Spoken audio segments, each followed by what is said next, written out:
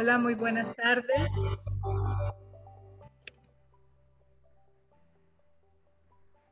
Adelante, Buenas doctor. tardes, tengan todos ustedes a nombre de la Universidad Nacional Autónoma de Honduras y de la Dirección de Innovación Educativa.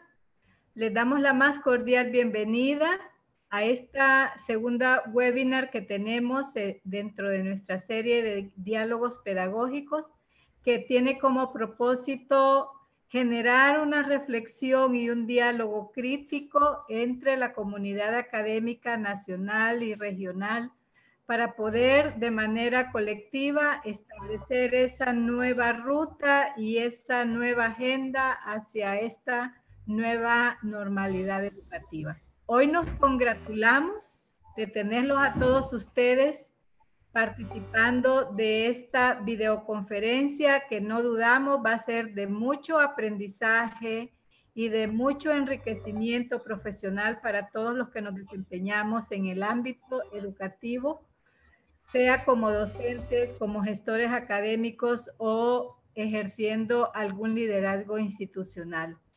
Nos congratulamos sobremanera también tener en esta tarde compartiendo un tema que es sensitivo desde mi punto de vista en todo el proceso formativo como es la evaluación de los aprendizajes.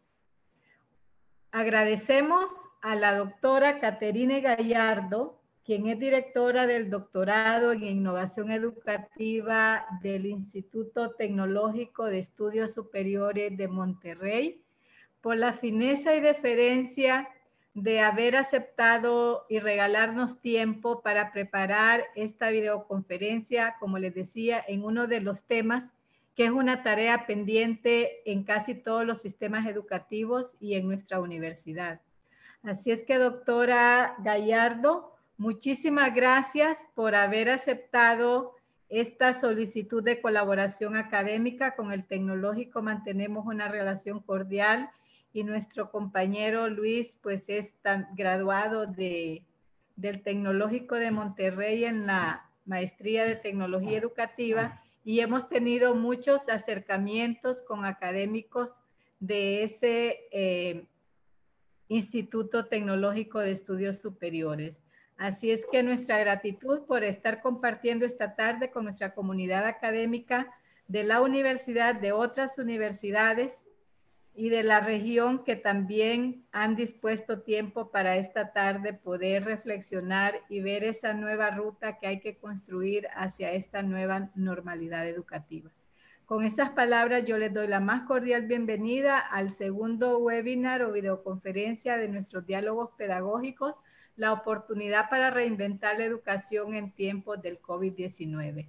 Bienvenidos a todos y cada uno de ustedes los participantes, los que nos siguen a través de nuestra sala de Zoom, los que nos siguen a través de Facebook y nuestra gratitud a la doctora Caterine Gallardo y será mi compañero Luis Espinal, parte del staff académico de la Dirección de Innovación Educativa, quien a continuación dará lectura a una breve semblanza académica de la doctora Caterine Gallardo para que posteriormente ella pueda iniciar su conferencia. Buenas tardes. Buenas tardes, muchas gracias, bienvenidos a todos, a quienes nos acompañan en esta transmisión a través de Zoom y a través de Facebook Live en la página de la Dirección de Innovación Educativa. Como bien lo menciona la doctora Marta Quintanilla, directora de Innovación y Educación a Distancia de la UNAM, el día de hoy tenemos una invitada muy especial, es la doctora Caterina Gallardo Córdoba, directora del programa de doctorado de Innovación Educativa de la Escuela de Humanidades y Educación del Tecnológico de Monterrey. Ella es miembro del Sistema Nacional de Investigadores avalado por el CONACYT nivel 1 desde el 2014. Tiene estudios de licenciatura en Pedagogía por el Instituto Pedagógico Nacional de Monterrico, en Perú, maestría en Psicología Educativa por la Universidad Nacional Autónoma de México y doctorado de Innovación y Tecnología Educativa por el Tecnológico de Monterrey. Sus líneas de investigación giran alrededor de los temas relacionados con evaluación del aprendizaje, modelo educativo basado en competencia y educación a distancia entre las principales. Ha publicado un libro, varios capítulos del libro y 30 artículos en inglés y español a la fecha. Eso es parte del gran recorrido que tiene nuestra conferencista invitada, a quien agradecemos nuevamente esta colaboración académica. Y antes de darle la palabra, solo indicarles que cualquier pregunta o consulta tendremos una ronda en los últimos 30 minutos de la conferencia y será a través del chat. Con esto pues doy paso a la conferencia de toma de decisiones en torno a la educación del aprendizaje, repensar nuestras prácticas en tiempos de la contingencia sanitaria, a cargo de la doctora Caterina Gallardo. Muchísimas gracias a la Universidad Nacional Autónoma de Honduras por esta invitación. Para mí es un honor estar esta tarde con ustedes compartiendo pues una serie de temáticas alrededor de la evaluación del aprendizaje que estoy segura serán de utilidad para su práctica docente. Me voy a permitir compartir la pantalla para empezar. Pues muchísimas gracias. Veo que hay más de 100 participantes en esta sesión. Para mí eso es muy emocionante. Tal vez con ya algunos años de trayectoria y experiencia, pero créanme que siempre, ¿verdad?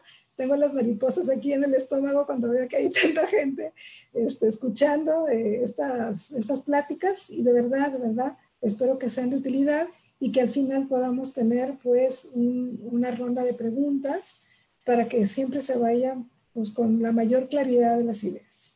Gracias. Voy a compartir mi pantalla entonces. Bien.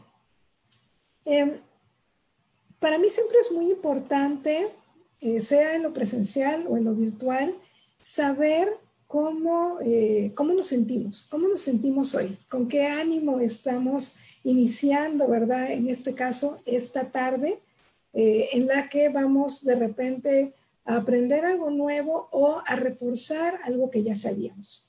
Entonces les voy a pedir un favor. En esta dirección, que es www.menti.com, ahí van a encontrar una pregunta clave que me va a ayudar a entender cómo nos sentimos hoy. Esa es la pregunta. ¿Cómo te sientes el día de hoy?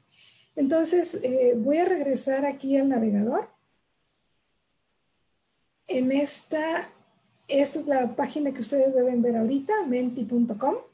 Aquí es donde se ingresan el código. Y el código que ustedes deben ingresar para esta actividad es el 846937.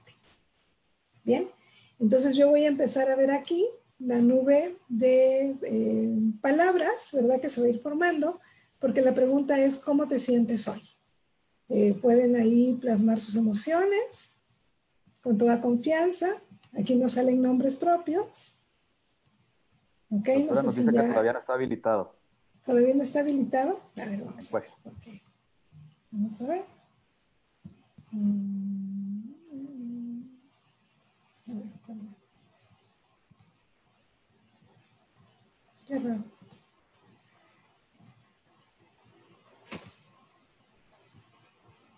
Ahí está. ¿No? ¿No se puede? Si nos comparte nuevamente el código, es que parece que estaba inhabilitada la 846937. 846937 es el código. ¿No está funcionando? ¿No? El mensaje que tira es, esta pregunta no está abierta para votar. Ah, qué raro. Muy bien, a ver, vamos a ver. Ya está salvada.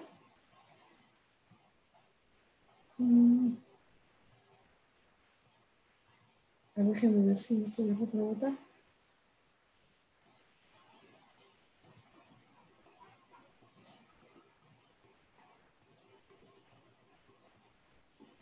Qué raro. Bueno, ustedes disculparán. Generalmente funciona este sistema, pero algo no hice hoy tal vez. Bueno, ustedes disculpen, vamos a continuar, pero bueno, si quieren en el chat, entonces me pueden ir nada más compartiendo cómo se sienten hoy para no quedarme con la duda. ¿Verdad? Yo espero que muy, muy entusiasmados de estar aquí y listos para reflexionar sobre lo que es el proceso de evaluación en nuestras materias. Bien, en lo que me van compartiendo su sentir el día de hoy, a ver, déjenme aquí, voy a cerrar acá esto. Muy bien. En lo que me van compartiendo su sentir el día de hoy, pues en lo que espero sus respuestas, vamos adentrándonos entonces en el tema, que es justamente la toma de decisiones. Algo que nos tiene que quedar muy claro, profesores que nos acompañan el día de hoy, es que el profesor, su principal función al momento de evaluar, lo primero que hace es tomar una decisión. Todos los días tomamos decisiones sobre la evaluación. Por más que tengamos un plan curricular, por más que tengamos tal vez algunos acuerdos colegiados en nuestras carreras, en nuestras disciplinas, al final de cuentas siempre somos nosotros los que decidimos optar por un mecanismo o por otro, por momentos de retroalimentación, por profundidad en nuestros mensajes. Es una serie de toma de decisiones que tenemos que ir haciendo, y el desarrollo de los últimos 50, 60 años en psicología educativa nos están permitiendo pues tener una serie de horizontes interesantes que tenemos que considerar cuando tomamos decisiones al evaluar. De eso vamos a hablar hoy.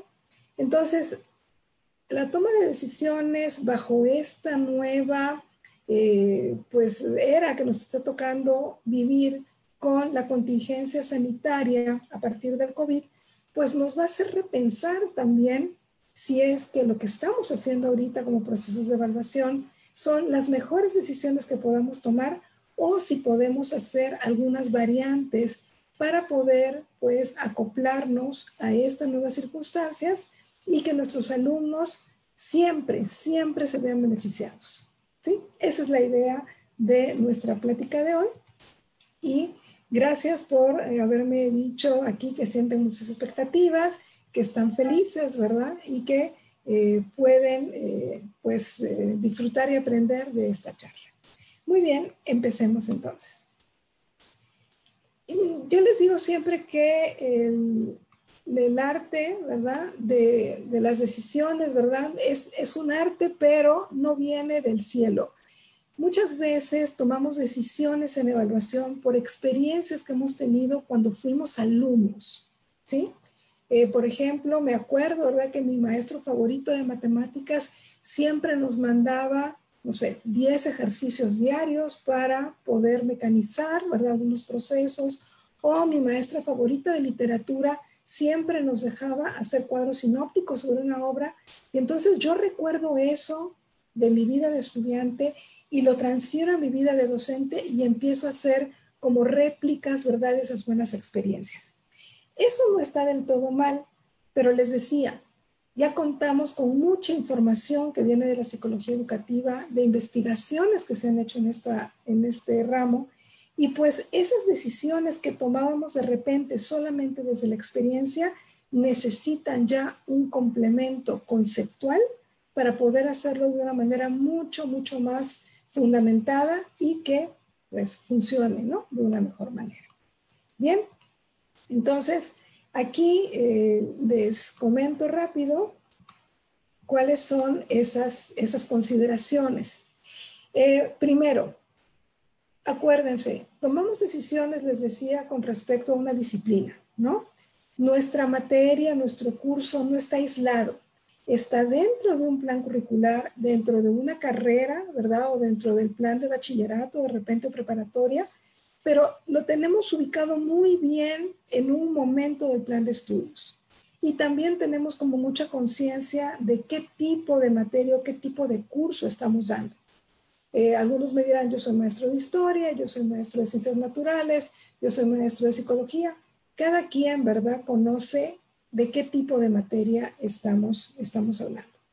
Luego, hay otra consideración importante cuando tomamos decisiones, que son las regulaciones institucionales.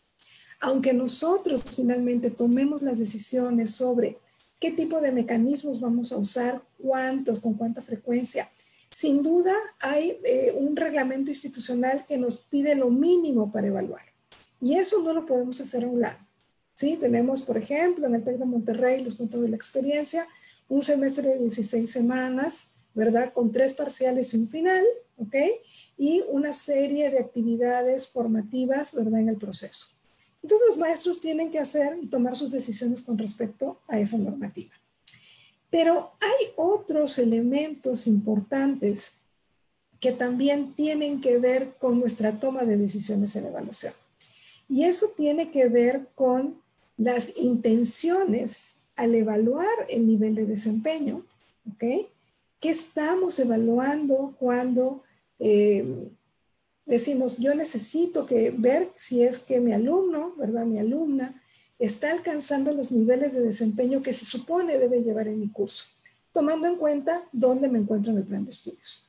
Entonces, no tomo la decisión nada más para ver cómo se desempeña. Tengo que también apegarme a mi modelo educativo. Si estoy trabajando en un modelo educativo por objetivos, por competencias, en un modelo de escuela nueva, en un modelo tal vez humanista, cada uno de esos modelos nos va a dar características formativas que tenemos que tomar en cuenta al momento de evaluar, ¿sí? Entonces, hay que conocer el plan de estudios para que eso, pues, fluya. Y además hay otra cosa que no nos dicen muchas veces, no es muy claro, pero es una realidad. Y es que las creencias de lo que nosotros como maestros definimos de qué y para qué sirve la evaluación, también va a definir nuestras maneras y nuestras decisiones al evaluar, ¿sí? Entonces, muchas veces van a escuchar de repente en pláticas como esta de que lo que se tiene que hacer primero es cambiar la creencia, y es correcto. Y esto sucede mucho, maestros, cuando cambiamos de un paradigma a otro. Estábamos en un modelo tal vez pues por objetivos y de pronto llega el modelo por competencias, ¿verdad? Que creo que más de uno aquí lo ha vivido. Y de pronto empiezan a hablar de otros mecanismos que no entendíamos o que no practicábamos, de otras formas de planear, de otras formas de retroalimentar, y nos quedamos como siempre preguntándonos, bueno, ¿y que lo anterior no servía? ¿O que lo anterior estaba mal? Y no es ni uno ni lo otro, es simplemente que estamos cambiando el enfoque educativo y por lo tanto el enfoque de evaluación también cambia, ¿sí? Entonces, esto nada más es un primer panorama para entender que no es, ¿verdad? Solamente si tengo un examen de 40 preguntas, ahora lo hago de 20, no es tan simple como eso. Tal vez vamos a llegar a una toma de decisiones en ese aspecto, pero quisiera que entiendan que es mucho más complejo y que hay una serie de variables que tenemos que considerar si queremos hacer una buena adaptación de nuestros sistemas de evaluación, ¿sí? Espero que se esté entendiendo hasta este punto. Bien, sabiendo que este arte de tomar decisiones entonces no es solamente acortar, ¿verdad? O integrar, ¿verdad? Puntos o nada más reformular y más o menos entender cómo le voy a hacer ahora que no tengo tanto tiempo, que mis alumnos no están en clase. Es decir, va un poco más allá, ¿verdad? Hay que tomar otra serie de elementos. Pues vamos a preguntarnos ahora, ¿cómo afecta este cambio de la presencialidad a la virtualidad? Es decir, este cambio de modalidad educativa, ¿cómo nos está afectando en la evaluación del aprendizaje? Vamos a empezar por el tema de la intención. Eso es algo también que yo insisto mucho con mis alumnos de la maestría, del doctorado, porque a veces la evaluación solamente se circunscribe a una serie de mecanismos y no. La evaluación empieza por una serie de intenciones, ¿sí? ¿Cuáles cambian y cuáles no cambian cuando necesitamos trasladarnos de un esquema presencial a un esquema virtual? Lo primero es que yo le diría es que la intención, si es diagnóstica, formativa o sumativa, la intención de la evaluación no cambia. La intención se mantiene, así trabajemos en una modalidad totalmente presencial o totalmente en línea o alguna combinada, ¿sí? Si es que yo tengo la intención de diagnosticar al alumno, de ver su conocimiento previo, de ver esas áreas de oportunidad, o si yo tengo la intención de aplicar evaluación formativa, es decir, de ver con la evaluación cómo el alumno se va acercando a esas metas de aprendizaje, o tener una idea global de lo que aprendió en un periodo de tiempo, la intención de la evaluación sigue siendo igual.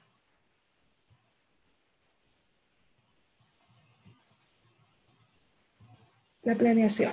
Esa sí cambia. ¿Ok? Ahora sí. Entonces, si estamos en la modalidad en línea, lo que nos va a exigir ahorita estos tiempos de cambio es que prioricemos. En algunos casos, estoy muy consciente, hay una imposibilidad ahorita de accesos a datos de campo, por ejemplo. Si tú eres un maestro que tu curso es más práctico que teórico, ¿ok? Y ahorita tus alumnos, por toda esta situación, no pueden ir al campo a recoger datos, no pueden hacer experimentos, no pueden hacer entrevistas. Ahí sí tenemos, ¿verdad?, que tomar decisiones con respecto a ese cambio de escenario. Pero hay algunos otros, pues que no. O sea, si es un curso que es, pues, sobre todo teórico, ¿verdad?, pues en ese caso la planeación tal vez varíe, pero no tan radicalmente como lo va a ser en el caso, repito, de una materia que tiene una tendencia muy práctica. Pero, otra vez, en la modalidad en línea, ¿verdad?, la planeación sí varía. ¿Qué otra cosa se ve afectada? Otra cosa que se puede ver afectada aquí es la aplicación, ¿sí? ¿Y por qué cambia? No solo, ojo, no solo cambia de papel al formato digital. Esa sería una forma de verlo. Sin embargo, yo les diría, hay una serie de herramientas que podemos utilizar, además, ¿verdad?, de estos cambios del papel a un formato digital para hacer un examen, pues hay una serie de herramientas que podemos utilizar para facilitar o enriquecer los procesos de acuerdo a la intención. Y los vamos a ver más adelante. Y con respecto a la retroalimentación, ¿cambia o no cambia en este cambio de modalidad?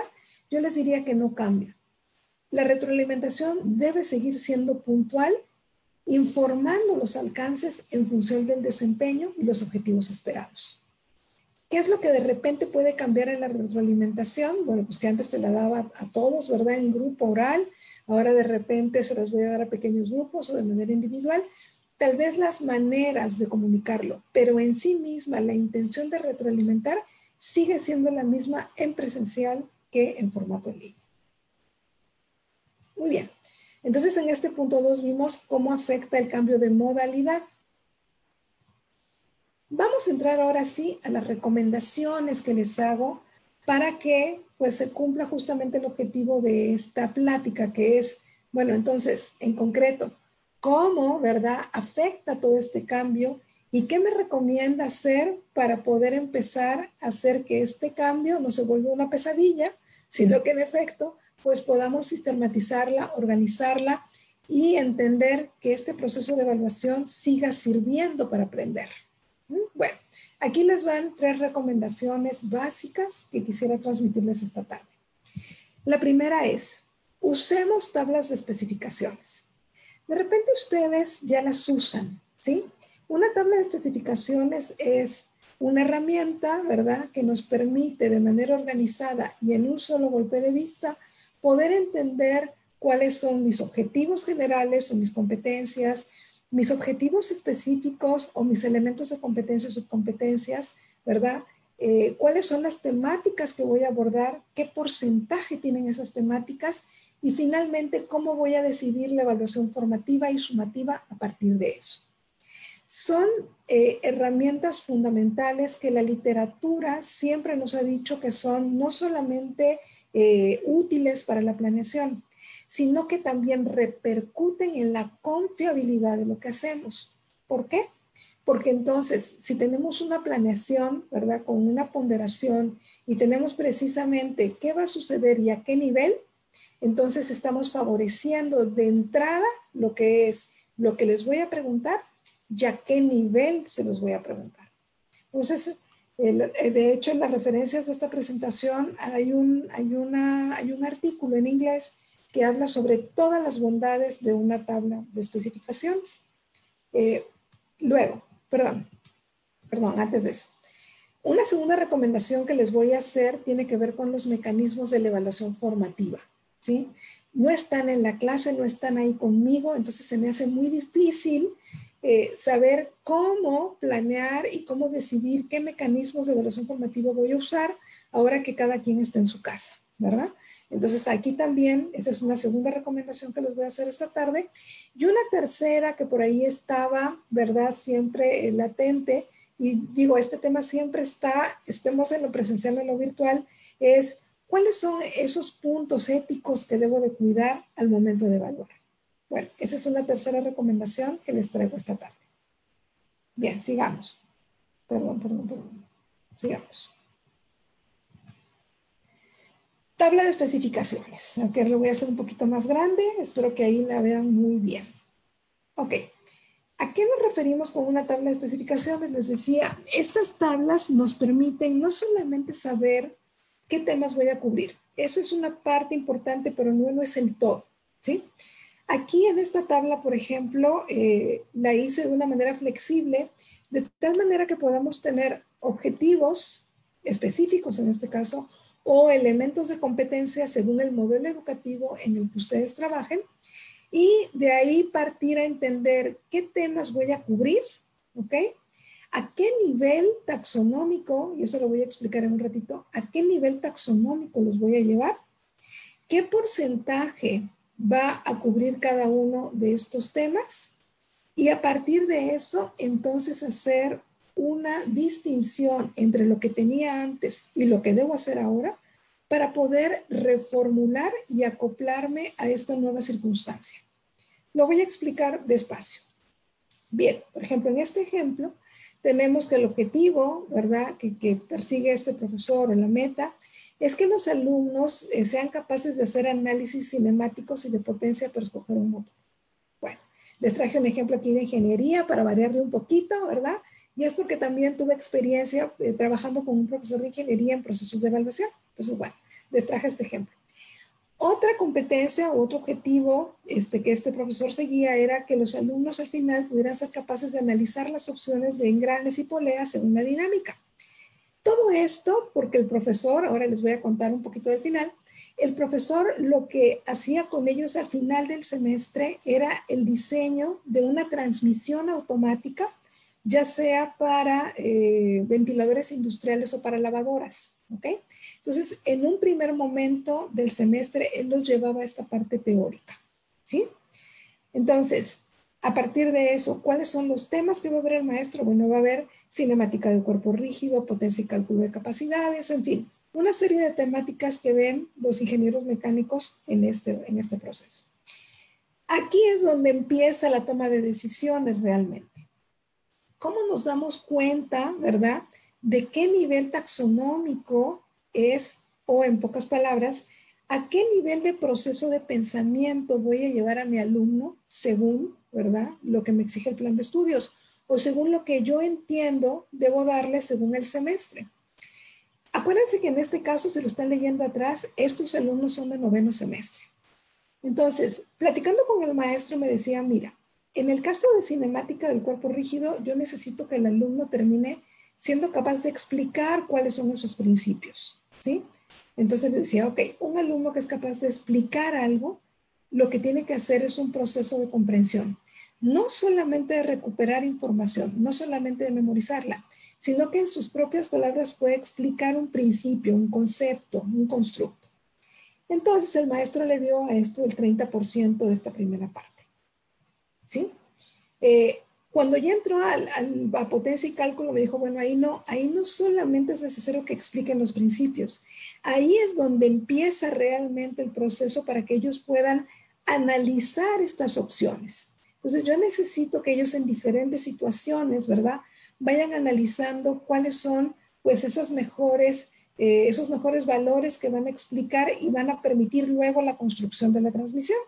Perfecto, entonces aquí el alumno está asociando, ¿verdad?, diferentes situaciones, está clasificando los diferentes motores a partir de estos principios, y entonces ya no solamente es un nivel de comprensión, lo va a llevar a un nivel de análisis para que él ejecute procesos de asociación, de clasificación, de jerarquización.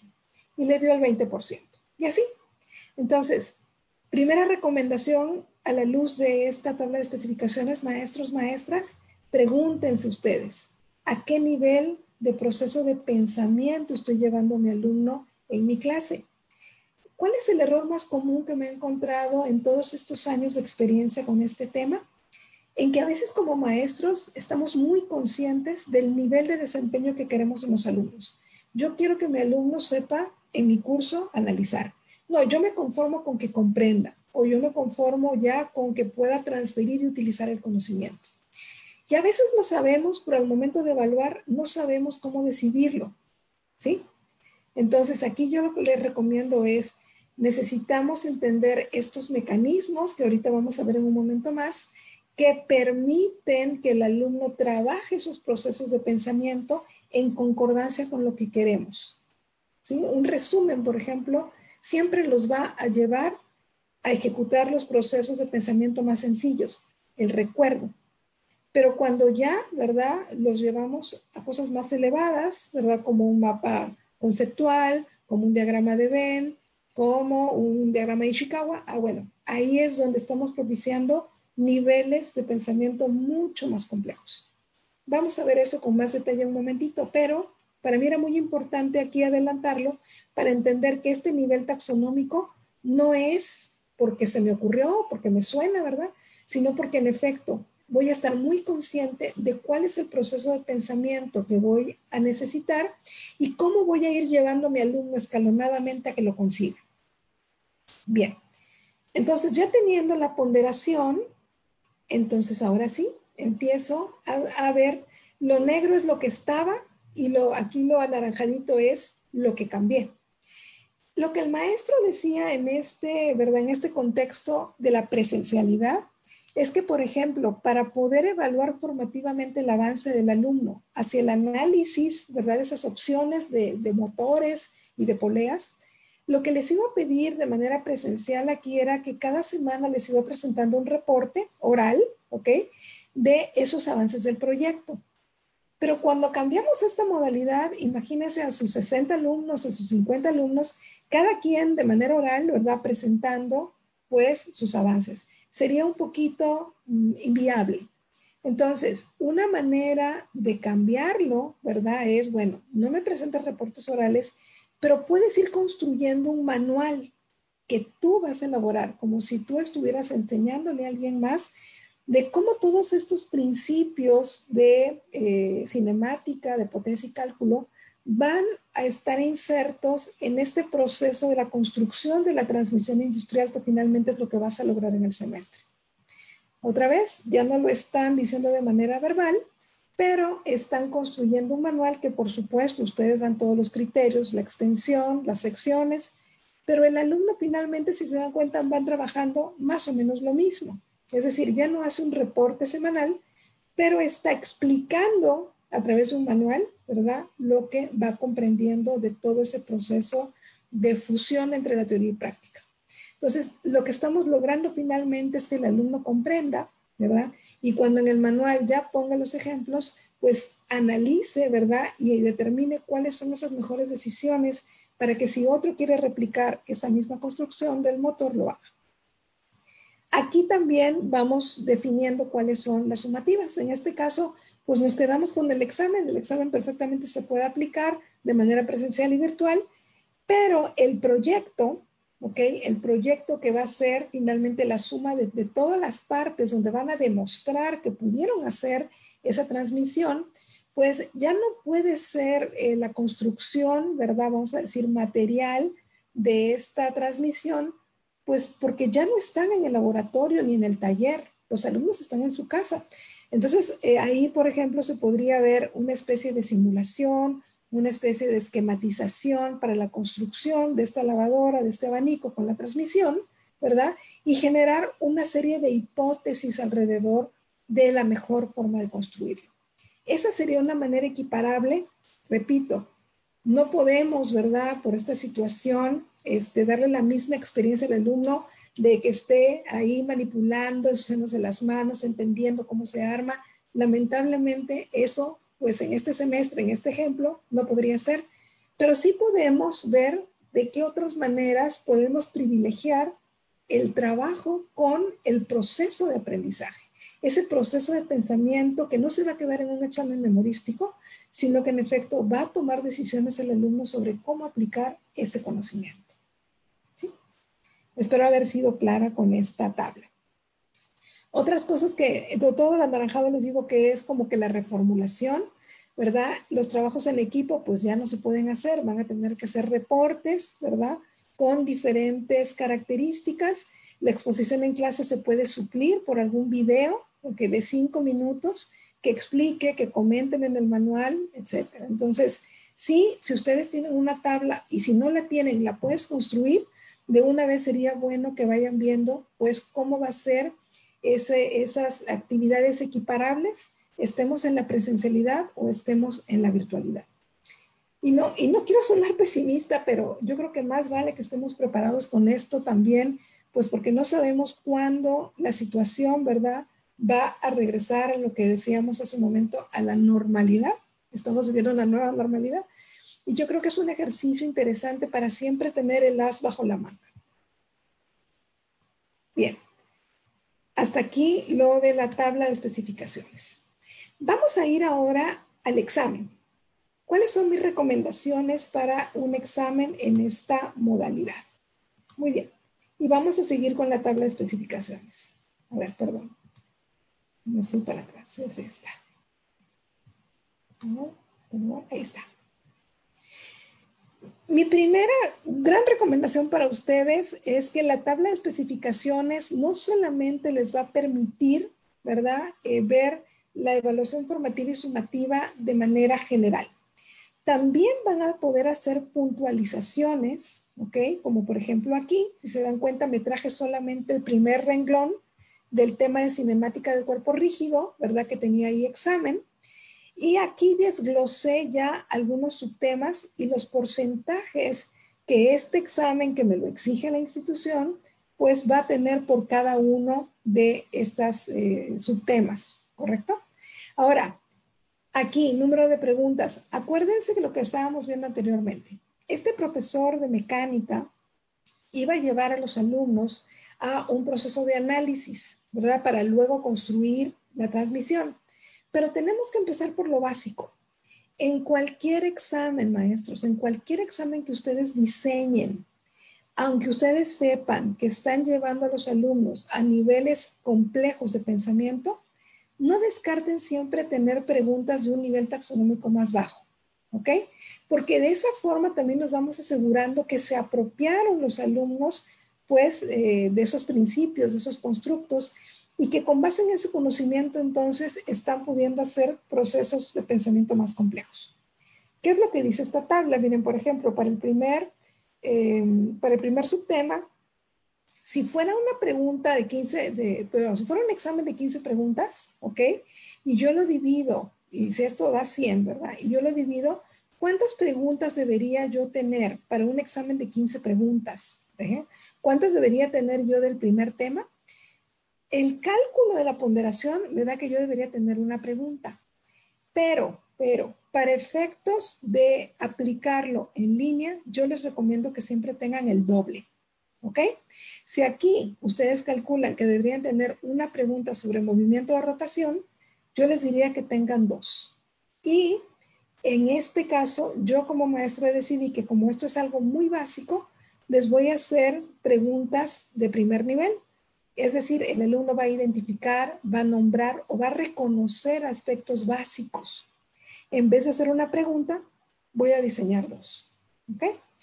Por ejemplo, aquí en la segunda, digo, este es un 20%. Y este tema sí amerita que no solamente identifique, sino que también explique, que interprete. Le puedo poner de repente un problemita, ¿verdad? Mira, esta polea, ¿verdad?, se mueve a tal velocidad, cuando el viento sopla, cuando el viento no sopla, no sé. Le pongo el caso.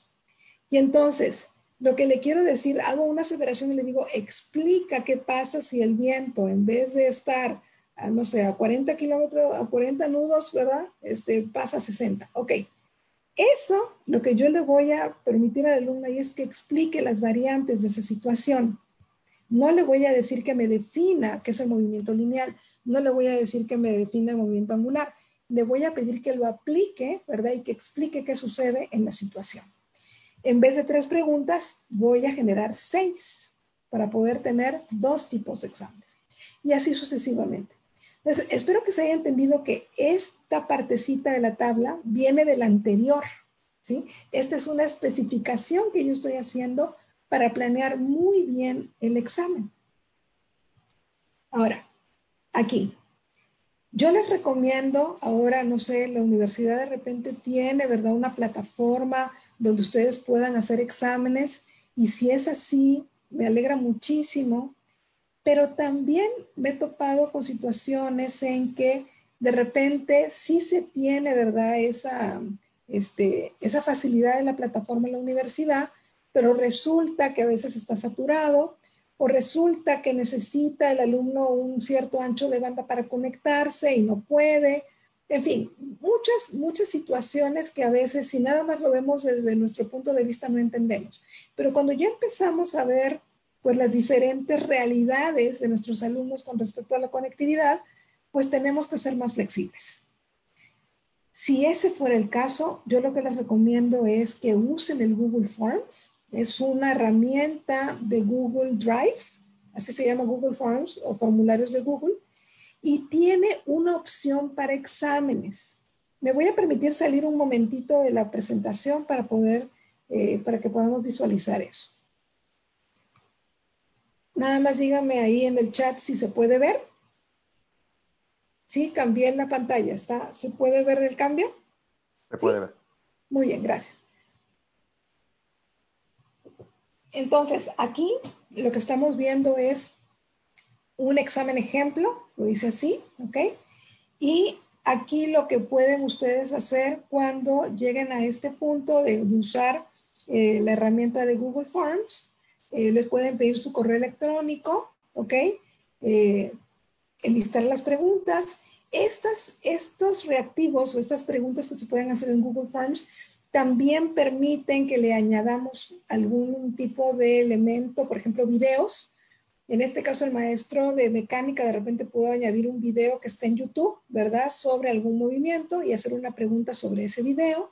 Indicar de qué minuto a qué minuto tiene que ver el alumno para responder esa pregunta. Acepta gráficos, acepta fotos. Es decir, podemos hacer preguntas más ricas, no solamente con texto, sino también con otros elementos. ¿Ok? Y cuando estén aquí en el menú, ¿verdad? Aquí le dan clic. Y entonces aquí van a ver una serie de pues recomendaciones que podemos usar para que los exámenes queden bien hechos. Y aquí en la configuración podemos configurarlo como examen. Hay aquí generar, recopilar ideas. Y aquí en los cuestionarios puedo convertir esto en un cuestionario. Puedo indicarle que hay una respuesta correcta, ¿ok? Que las demás están incorrectas. Eso lo pueden también ustedes palomear. Y también para que no le llegue automáticamente las respuestas al alumno, ustedes pueden decir que van a revisar ese examen de manera manual y entonces el alumno no va a tener de inmediato esas respuestas. ¿Sí? Entonces, ahí los invito a que si tienen el caso de que necesitan por algunos alumnos tener su examen en otra plataforma, esta es una plataforma pues, que no necesita tanta conectividad, tanto ancho de banda, y que puede ser una alternativa. Ahora, ustedes me dirán, bueno, pero el alumno, ¿verdad? Tiene celular, tiene tablet, le toma la foto a la pregunta, se la pasa al compañero. Por eso es que hacer dos versiones y abrirla en un determinado tiempo es muy importante. Por ejemplo, ustedes pueden abrir el primer examen, el examen A, para el grupo, para la primera mitad del grupo, ¿ok? Y ese examen va a estar, no sé, les voy a dar un ejemplo, de 9 a 10. Y el siguiente grupo va a dar el examen más o menos como de 5 a 6.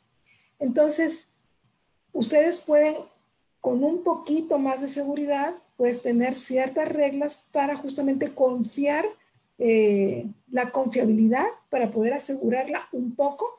Digo, ni siquiera en presencial y en papel está totalmente asegurada, ¿verdad? Nos volteamos y el alumno ya le pasó una respuesta a otro. Pero esas son algunas formas que yo les recomiendo para que la confiabilidad no se vea tan demeritada en sus preguntas. ¿Sí? Entonces, bueno, construir esos bancos de preguntas y tener esa alternativa del Google Forms. Muy bien, yo creo que de tiempo vamos bien, ¿verdad, Luis? Así es, vamos bien. Sí, muy bien. Espero que se esté entendiendo estas recomendaciones. Bien, con respecto a las preguntas, esto también es una pregunta recurrente entre los profesores. Preguntan, bueno, ¿qué tan bueno en esta modalidad es hacer una pregunta abierta, verdad? O mejor la hago completamente cerrada. las dos preguntas, en lo presencial o en lo virtual, tienen sus características, sus ventajas y sus desventajas. Bueno, pero si tú como maestro vas a hacer una pregunta abierta, ¿ok? Yo lo que te sugiero de entrada es que si la vas a hacer, que delimites el número de palabras, ¿ok? La herramienta que te acabo de enseñar del Google Forms también permite delimitar un número de caracteres, ¿ok? Si tú abres un documento en Word, el que sea, cuentas las palabras y dices, yo quiero que mi alumno más o menos escriba en esta pregunta abierta de 100 a 150 palabras, no más. En Word lo subrayas, ¿verdad? Lo sombreas y te vas a contar palabras y ahí te dice el número de caracteres que tiene. Tú puedes programar esos exámenes, ¿verdad? Que puedes hacer en Google Forms para que el alumno tenga un límite de palabras. ¿Y eso qué te va a permitir a ti? Calificar las preguntas abiertas sin que le tengas que invertir muchísimas horas, ¿verdad? A la calificación. Y asegurarte de que el alumno está usando esas palabras de una manera apropiada y que está dando el mensaje, ¿verdad? De que su aprendizaje se logró a través de esa respuesta. Otro consejo es, haz preguntas claras pero complejas en cuanto al proceso de pensamiento, ¿sí? No te quedes solamente en preguntas como, ¿verdad? ¿Quién? ¿En qué año?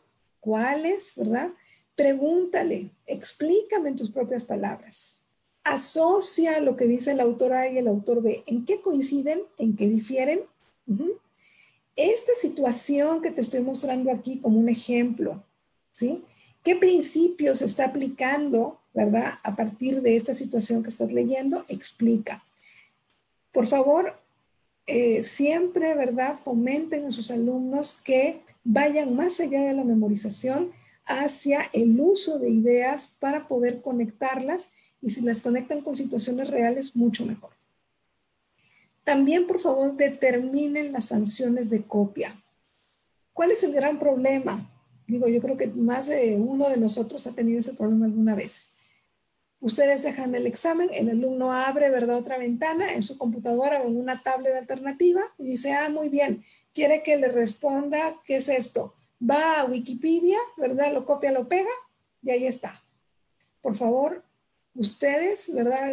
Lo bueno es que existe Google, ustedes pueden de manera también aleatoria empezar a ver si esas respuestas que están súper bien escritas, sin faltas de ortografía, así dignas, ¿verdad? De un paper de investigación, la encuentran en un examen, yo les diría, solamente van a invertirle unos segundos en copiarlo y pegarlo en Google, le dan clic y automáticamente los va a llevar donde está ese texto, ya sea completo o parafraseado.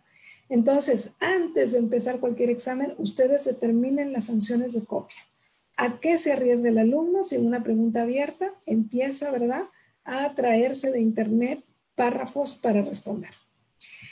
Y por último, lo que les acabo de decir, rastreen las respuestas en Google. Cuando, por ejemplo, me acuerdo mucho que una vez una alumna me escribió unos párrafos de avance de su tesis y por ahí pues venía así como que muy uniforme su manera de redactar y de pronto un párrafo me brincó porque traía palabras demasiado específicas, muy formales, muy especializadas y definitivamente pues ahí se veía, ¿verdad?, la diferencia entre una escritura y otra.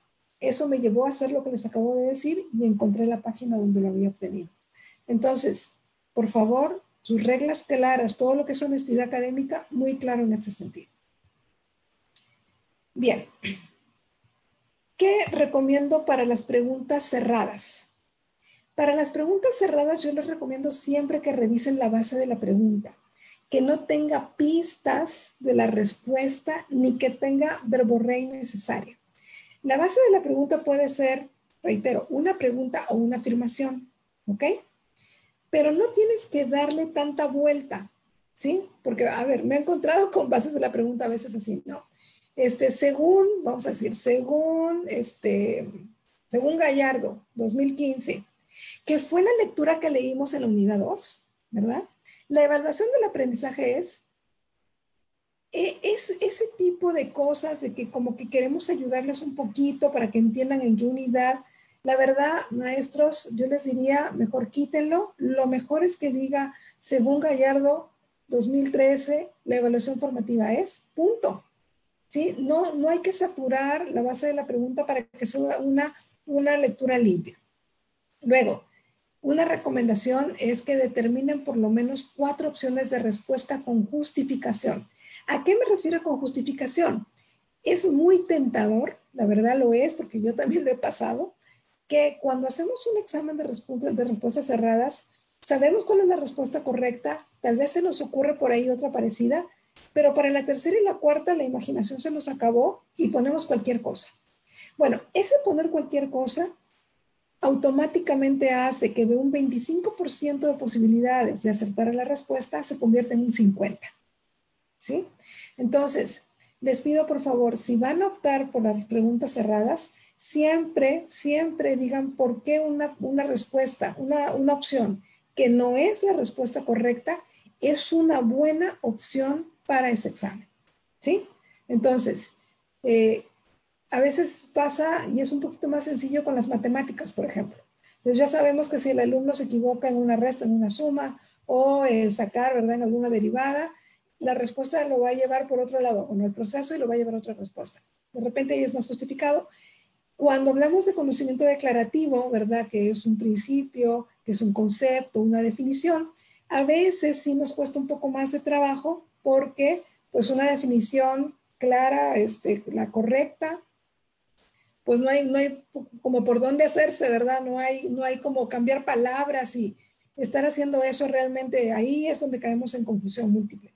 Entonces, yo les diría, si son cosas de definiciones, de repente no vale la pena ponerlo en el banco de reactivos, mejor privilegien, ¿verdad?, preguntas que sí impliquen un poquito más de proceso de pensamiento y que puedan tener opciones de respuesta con justificación. Por último, una de mis recomendaciones en este punto es no incluyas ninguna de las anteriores y todas las anteriores. Ese también es un error muy frecuente que cometemos cuando hacemos este tipo de exámenes.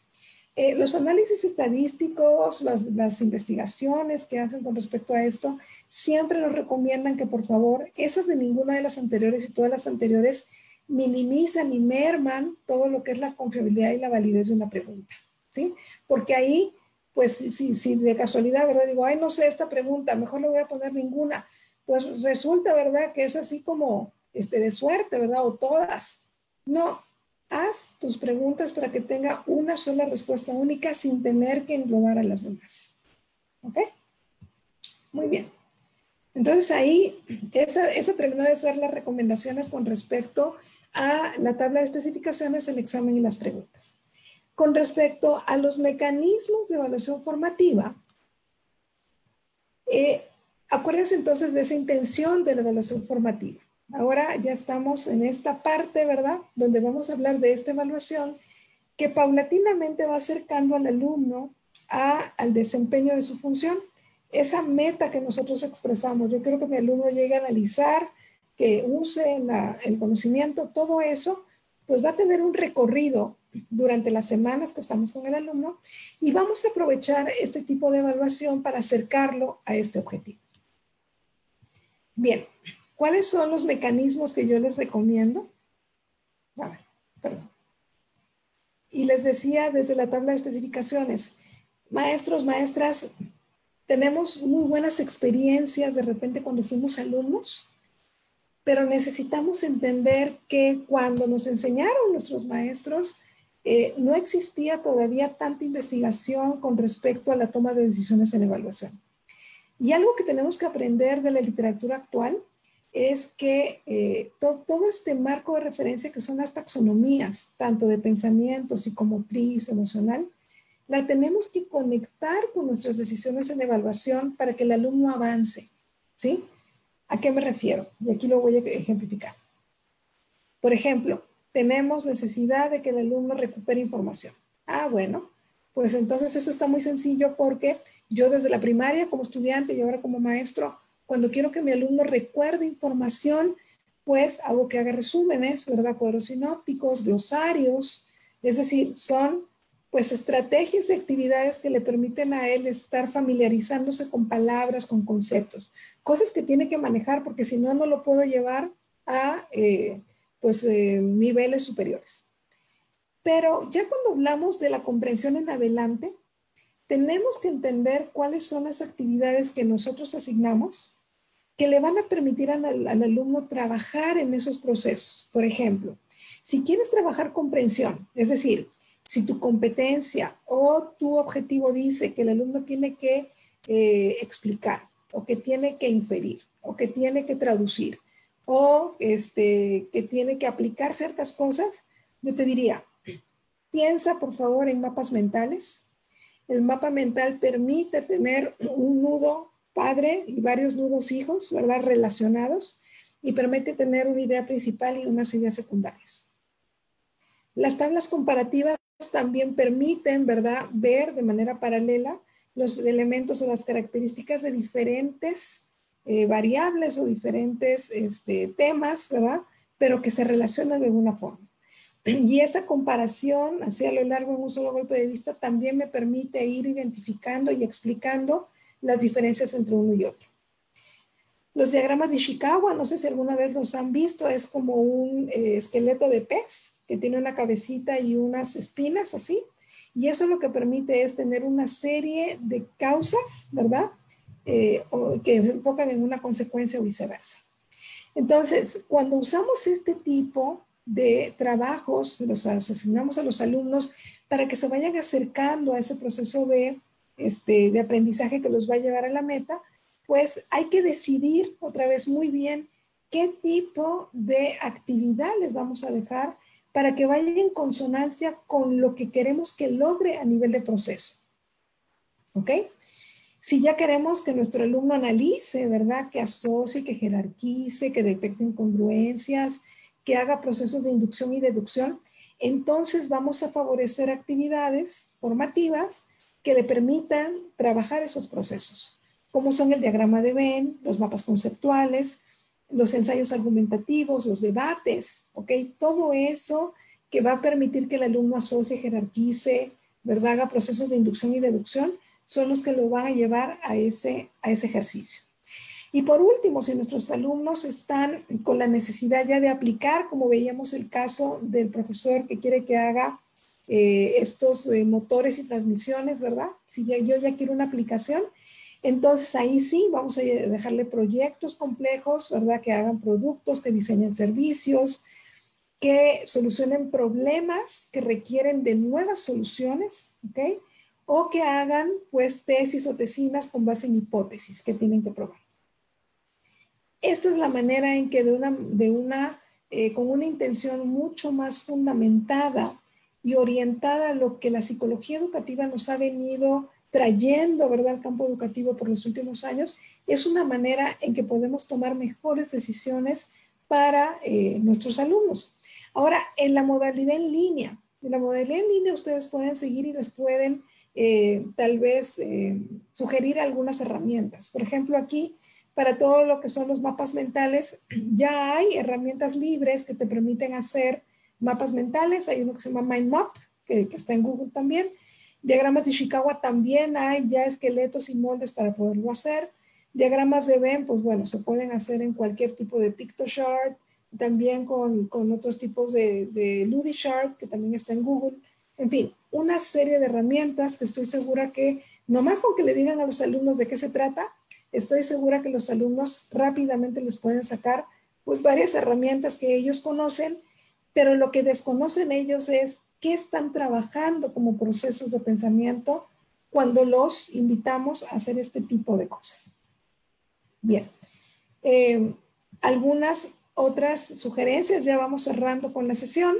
Bueno, con respecto a la retroalimentación, yo les diría que es uno de los constructos que más se ha trabajado en los últimos años y que ha venido evolucionando su definición. Antes pensábamos que la retroalimentación solamente era decirles, estás bien en esto, no estás bien en esto, sigue. Eso en realidad ha evolucionado mucho. Ahora se trata, pues se advierte a la retroalimentación como un acto comunicativo, con un poder emocional y de discurso muy fuertes que impactan en el desempeño de los estudiantes y que les permiten seguir construyendo, interpretando y actuando en su quehacer.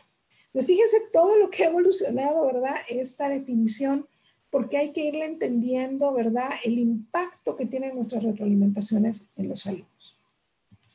Algunas estrategias que les puedo compartir para que hagan una buena retroalimentación son 3 específicamente. El uso del lenguaje.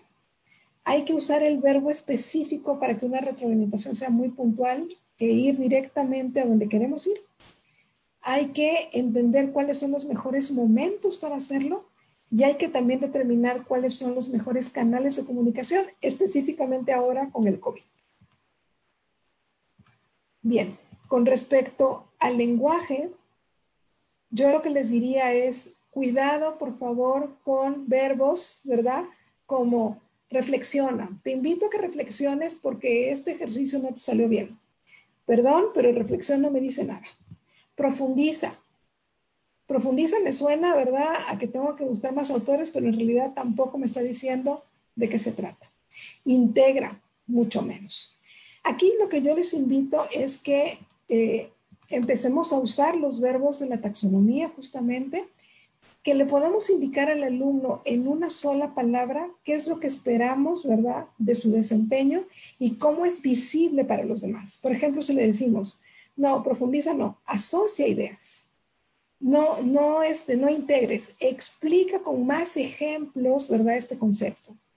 No reflexiones, sino destaca las incongruencias que hayas encontrado en esta situación que se contraponen con la teoría.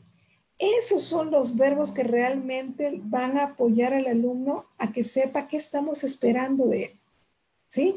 Entonces, por favor, maestros, empecemos a cambiar, ¿verdad?, esos lenguajes, esas maneras de hacer la retro, para que podamos privilegiar más bien el proceso de pensamiento. Bien, espero que se haya entendido esa. Y la última de las estrategias, bueno, les decía que es cuándo, ¿no? O sea, pueden decir ahorita, es que con todos en su casa, pues de repente tengo que darles ahorita una atención personalizada, no puedo darles una orientación personalizada a los 50 o 60 alumnos que tengo, etc. Bueno, pues esta también es una parte de la toma de decisiones que es, hay que ver, ¿verdad?, si es que hay algunos temas que podemos retroalimentar de manera plenaria, ¿verdad? Si ya vimos que la mayoría comete un error, pues no te vayas uno por uno, de una vez socialízalo con los demás, o de repente puedes hacer pequeños grupos, ¿verdad?, e irlos citando por horarios, y entonces también puedes darle una retro un poquito más consistente y más personalizada de acuerdo de repente a algún trabajo grupal que hayan hecho. Es decir, no nos quedemos solamente con la idea de que tiene que ser totalmente personalizado, porque definitivamente no vamos a avanzar, pero insisto en que lo rico de la retroalimentación, ¿verdad?, tiene que ser el verbo. Perdón que insista con eso, pero necesitamos que nuestros alumnos entiendan muy bien cuáles son esos procesos de pensamiento que tienen que mejorar y cómo lo tienen que hacer.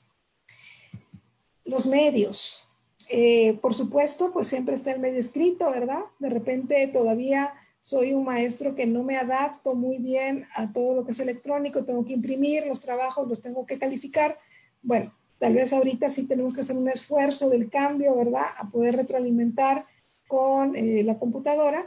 Pero a mí algo que me ha funcionado mucho, maestros, y se los comparto, es que con mis equipos, con mis grupos del posgrado, hago grupos de WhatsApp con reglas. Porque no son grupos de WhatsApp donde compartimos memes y el video del año y el TikTok, no. Lo que hacemos con estos grupos de WhatsApp es justamente, por ejemplo, yo les voy dando la retroalimentación parcial, ¿verdad? Ellos hicieron un proyecto grande sobre mejoras en evaluación. Yo leo y les digo, ok, por WhatsApp les voy a dejar la retro, ya sea de manera verbal, que les grabe, ¿verdad?, un audio, o de manera escrita que les diga así puntualmente qué fue lo que vi. Eso también facilita mucho. Ahora, si las políticas universitarias lo contraponen o lo contradicen y dicen no usen WhatsApp, bueno, ¿verdad?, atiendan eso. Pero yo digo que en estos momentos, como estamos viviendo, siento que es una medida que ustedes pueden tomar y que la verdad se los digo por experiencia, no me lo dijeron, ¿verdad? Yo lo hice. Por experiencia les digo dos cosas bien importantes con el WhatsApp. Teniendo las reglas claras, es un medio de comunicación inmediato, ¿ok? Y no es por nada, pero los alumnos se sienten muy cerca de nosotros. No es el maestro que se conecta a las 8 de la noche a dar su clase, ¿verdad? Está ahí hablando. Si entendí o no entendí, quién sabe. Este tipo de comunicaciones más expeditas y más personalizadas también favorecen mucho el aprendizaje y de paso la motivación. Bien. No me queda más que darles algunas recomendaciones con respecto a la ética, que era el último punto. Aquí, estos puntos no los saqué yo tampoco así de la manga porque se me ocurrieron. Hay estándares internacionales para la evaluación, hay estándares de factibilidad, de utilidad, de precisión y de ética.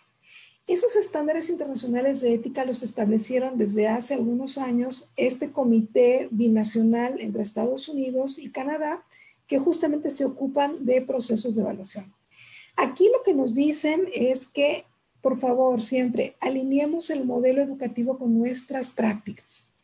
Y eso me acordé ahorita que se los dije al principio. A ver, por ejemplo, si es en competencias, entonces nuestra evaluación siempre tiene que privilegiar la parte de proyectos, de tareas complejas, muy apegadas a la realidad. Si venimos de un modelo humanista, el maestro no solamente se convierte en el evaluador, primero es el proceso de modelación que hacemos como maestros, ¿verdad? Para que luego los alumnos entonces hagan lo propio y empecemos con la parte del juicio. Eso es una característica de una evaluación desde un modelo humanista, ¿sí? Por el modelo por objetivos, pues tenemos evaluaciones muy precisas, ¿verdad? Privilegiamos el examen, privilegiamos la respuesta correcta. Y otra vez, no quiere decir que uno sea malo u otro bueno, simplemente son características de estos modelos educativos, ¿sí? Entonces hay que alinearnos muy bien con el modelo, hay que seguir las políticas y procedimientos, ¿verdad?, que dictan las instituciones. Hay que también cuidar mucho la confidencialidad de los resultados, no estarlos exponiendo. Pepito sacó 10, Juanito sacó 5. A ver, eso sí está pues muy reglamentado desde hace muchos años. La calificación y la retroalimentación, si no es grupal, si es personal, es eso, personal. No lo estamos socializando con todo el mundo. Hay que darle un trato digno y apertura a las oportunidades de aprender a través de la evaluación al alumno. Y por favor, siempre tener un balance. Por eso es tan importante la tabla de especificaciones, porque pensamos, ¿verdad?, como maestros que todos nuestros temas son importantes, pero sí hay que tener muy en claro desde el principio, pues, dónde vamos a profundizar y, sobre todo, a qué niveles de pensamiento los vamos a llevar a través de nuestros mecanismos de evaluación. Tener ese balance, tener muy claros los niveles de dificultad, pues van a permitirnos desde un inicio que el alumno le quede muy claro qué espera de nuestro curso, qué va a aprender con nosotros y cómo todo ese proceso los va a llevar a acercarse cada vez más al perfil de egreso. Muy bien, pues entonces nada más algunas frases para terminar. Espero que motivadoras, ¿verdad? Recuerden, por favor, que hay una fuerza motriz más poderosa que la electricidad, que la energía, y esa es la voluntad. Si como maestros tenemos la voluntad ahorita, ¿verdad? Yo espero que con todo esto que les comenté, algunos ya tengan la voluntad de hacer su tabla de especificaciones o hacer una lista, ¿verdad?, de esos temas prioritarios, ¿verdad? Y ver cómo los acomodan ahorita en esta modalidad. O si ya están pensando en el siguiente semestre, de verdad, maestros, esa voluntad de hacer bien las cosas y que la evaluación sirva para aprender es lo primero que tenemos que ejercer en esta toma de decisiones. La segunda es, si buscas resultados distintos, no hagas siempre lo mismo, ¿sí? Entonces, no te niegues. Si ahorita de repente por el cambio, ¿verdad?, todos pasamos por esa situación de, no, pues si no se puede, entonces no lo hago, o si no se puede y no encuentro alternativas, voy a seguir evaluando igual. Yo te diría, mejor vamos viendo, ¿verdad?, cuáles son esos resultados que necesitamos ver de nuestros alumnos ahorita y vamos a tratar de abrir, ¿verdad?, nuestra mente hacia otras opciones. De repente, no solamente en solitario, busca otro maestro, un colega, que los dos puedan tomar decisiones con respecto a la evaluación. Esta frase me gusta mucho porque tiene que ver con la retroalimentación que les decía. El ajedrez es asunto de juicio delicado, saber cuándo golpear y cuándo esquivar. Aquí, cuándo retroalimento y cuándo no. Si yo tenía la costumbre de retroalimentar cada semana y ahorita se me vino un mundo de trabajo encima por esto, bueno, determina cuándo sí le voy a dar retro a mis alumnos, ¿verdad? Cuándo es importante, cuándo es crucial que mi alumno pueda tener una retro para seguir avanzando en mi curso. Y pues como maestros, ¿verdad? Nos tocó hacer despertadores de esta curiosidad intelectual y más ahora que no los tenemos enfrente, que tenemos una computadora que a veces es muy fría, ¿ok? Pero que estoy segura que con las buenas decisiones didácticas y de evaluación que vas a tomar, pues los vas a tener otra vez, ¿verdad? Vas a sentir como si estuvieran ahí contigo. Muy bien, pues entonces aquí les dejo también en esta presentación una serie de referencias que las usé para esta presentación y que yo les recomiendo profundizar en ellas, ¿verdad? Leerlas, comprenderlas, analizarlas, asociarlas con su práctica docente y que puedan sacarles provecho. Pues eso es todo lo que quería decirles esta tarde. Estoy atenta a sus preguntas. Gracias.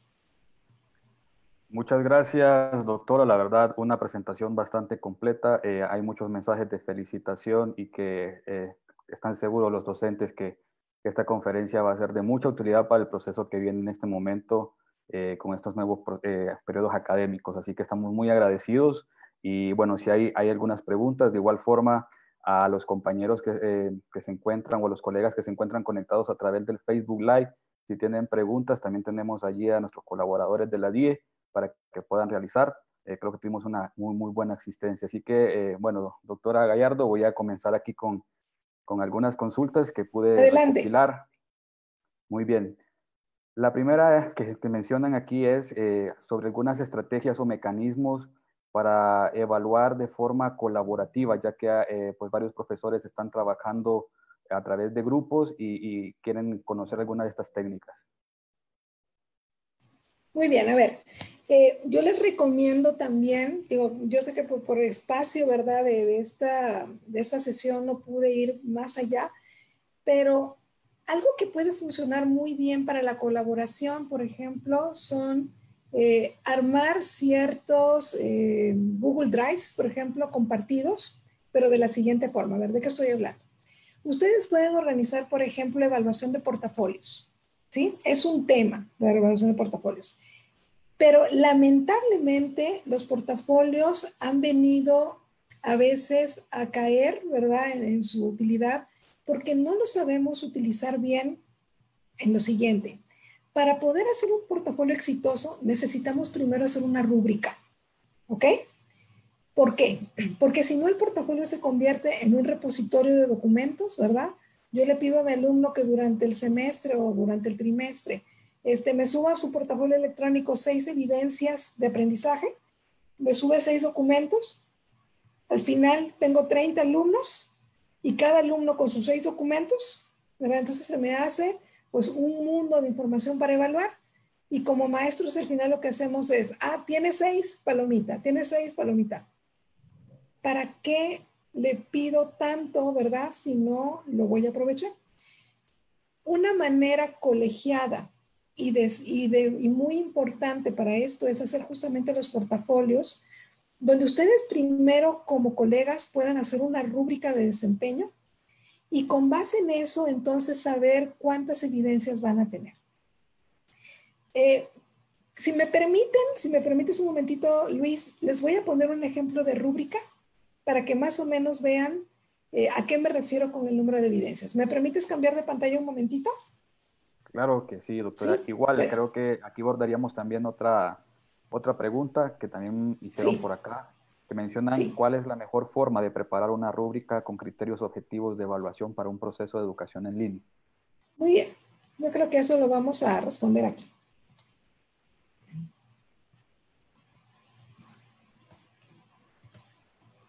Nada más, permítanme un segundo, voy a entrar a mi Drive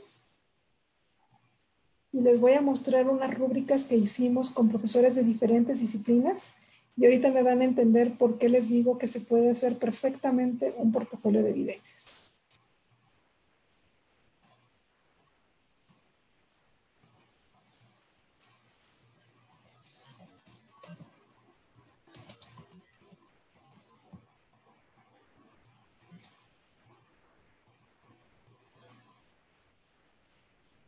Gracias por su paciencia. Bien, ahorita lo que les voy a compartir es una serie de rúbricas que hicimos para un proyecto. Este proyecto nos llevó a diseñar un software para evaluar justamente el desempeño de los alumnos en un modelo por competencias. Estas rúbricas que les voy a mostrar aquí, ¿ok? Son rúbricas de desempeño. ¿Cuál es la diferencia? Acuérdense, en la literatura hay 3 tipos de rúbricas. Están las holísticas, están las analíticas y últimamente las de desempeño. Yo les recomiendo, la verdad es que giremos un poquito, ¿verdad? Hacia las de desempeño, porque las de desempeño lo que privilegian no es la forma, sino definitivamente los procesos de pensamiento, ¿ok? Y también lo que privilegian es la evidencia. A ver, aquí espero no hacerlos, ¿verdad? No confundirlos tanto, pero vamos a empezar con esto. Entonces, otra vez, estamos hablando de un portafolio. Me preguntaron cuál sería la mejor forma de hacer una evaluación colaborativa. Entonces, yo les diría, a ver, si tienen 2 o 3 maestros, ¿verdad? Que están enseñando ahorita Mate 1 o están enseñando Mecánica 1, ¿ok? Y necesitan evaluar el desempeño de los alumnos, no solamente en un examen, sino también cómo hacer evidente que ha ido desarrollando y alcanzando las competencias. Entonces un portafolio sería lo ideal. Pero no un portafolio, repito, donde nada más vayan y coloquen archivos. El portafolio lo que debería tener primero es una rúbrica de desempeño que sea el eje que permita determinar cuántas evidencias vamos a pedir, ¿sí? Esto que les estoy mostrando aquí es una de las rúbricas que hicimos justamente con el profesor de mecánica, ¿ok? Donde aquí estamos usando la taxonomía de Marzano y Kendall para determinar cuáles son los desempeños que el alumno debería mostrar a lo largo del semestre, pues justamente con la construcción de esta transmisión. Fíjense lo que hicimos. Entonces, primero, bueno, aquí tiene toda la información general, ¿verdad? Cuántos alumnos, a qué hora, qué quería alcanzar, etc. Y luego comenzamos entonces esta determinación de cuáles eran las competencias y subcompetencias que el alumno debía alcanzar y con qué temas. Esto que ven aquí sombreado es el nivel de desempeño que el alumno debe demostrar. El alumno puede conocer las metodologías, puede utilizarlas, puede tal vez resolver un problema en papel, pero lo que el profesor quería que ese alumno demostrara al final del semestre es que evaluara la resolución de un problema de transmisión mecánica en una determinada situación, en un contexto y bajo un diseño. Esto me permite a mí entender que un portafolio donde yo le pida al alumno o donde nosotros como grupo colegiado le pidamos al alumno cuántas evidencias vas a poner, yo diría, si yo quiero ver la transición entre todos estos niveles, ¿verdad? Yo le pediría 3 evidencias. Acuérdense, se hace evidente. ¿Cómo hago evidente que Juan pasó de un nivel 1 a un nivel 2? Bueno, entonces le voy a pedir, ¿verdad? Lo que construyó en nivel 2. ¿Cómo hago evidente que pasó del nivel 2 al nivel 3? Le voy a pedir una tarea del nivel 3. ¿Cómo hago evidente que al final logró el nivel 4? Pues pone la tarea del nivel 4. Si tengo la rúbrica bien hecha y estos procesos, ¿verdad? Que lo van llevando de un nivel a otro, está muy claro. Entonces, a través de los archivos yo voy a poder ver las diferencias de Juan. Va a ser para mí y para todos los colegas evidente que hizo, ¿verdad?, lo necesario para pasar de un nivel a otro en una misma temática. ¿Sí? Entonces, de repente alguien me dice, no, fíjate que entre el nivel 1 y el nivel, perdón, entre el 2 y el 3, como que no tiene mucho caso, ¿verdad?, de que le pidamos tanto. Mejor vamos a circunscribirnos al 3 y al 4. Esa es una decisión. Esa es una decisión que ustedes deben de tomar. Que sí van a corregir, ¿verdad? Porque tampoco se vale que los alumnos le pidamos cosas para dejarlo ahí. Entonces, ¿a qué se comprometen ustedes realmente a evaluar? Y qué es suficientemente claro para que sea evidente que el alumno pudo, ¿verdad?, hacer una transición de un nivel a otro. Otra vez, el portafolio es una muy buena lección, pero necesitan tener consensos de cómo ustedes, cada quien, ¿verdad?, todos los de mecánica, ¿qué están entendiendo cuando un alumno pasa de conocer un principio a resolver un problema y a transferirlo en una situación. Si eso está claro, ustedes van a poder determinar y diseñar muy bien un perfil, un portafolio de evidencias. Espero haber sido clara. Muy bien, muchas gracias, doctora. Tenemos otra pregunta aquí que viene desde Facebook Live. ¿Sí? Está asociada con la dimensión de la ética. Preguntan aquí que cómo abordar a un maestro o un colega, en este caso, ¿verdad? Que continuamente realiza en clases comparaciones en respecto a las calificaciones de los estudiantes, haciendo sentir de menos a los demás.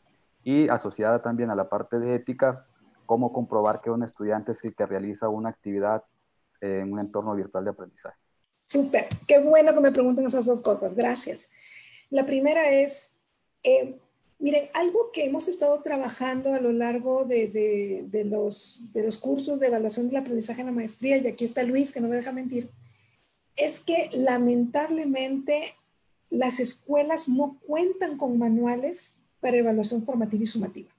Damos por sentado que el maestro viene con esas competencias, ¿verdad?